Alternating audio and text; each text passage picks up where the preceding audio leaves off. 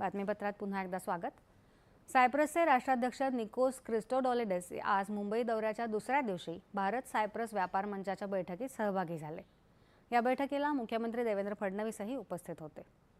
व्यापार आणि धोरणात्मक भागीदारीवर तसंच भारत युरोपीय महासंघ यांच्यातील संबंध अधिक वृद्धिंगत करण्यावर यावेळी भर देण्यात आला।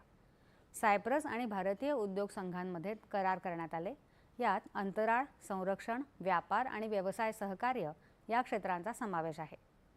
फिनटेक, ऊर्जा, गृहनिर्माण या क्षेत्रांमध्ये नौवहन आणि तंत्रज्ञान या क्षेत्रात भारतासोबत सहकार्य वृद्धिंगत करण्याची सायप्रसची इच्छा यावेळी त्या राष्ट्राध्यक्षांनी व्यक्त केली। सायप्रस व्यापार केंद्र येत्या सप्टेंबरपासून मुंबईत सुरू होईल अशी घोषणाही त्यांनी केली। ही बैठक भारत आणि सायप्रस यांच्यातील संबंधांच्या नव्या युगाचं प्रतिनिधित्व करते असं मुख्यमंत्री देवेंद्र फडणवीस यांनी सांगितलं।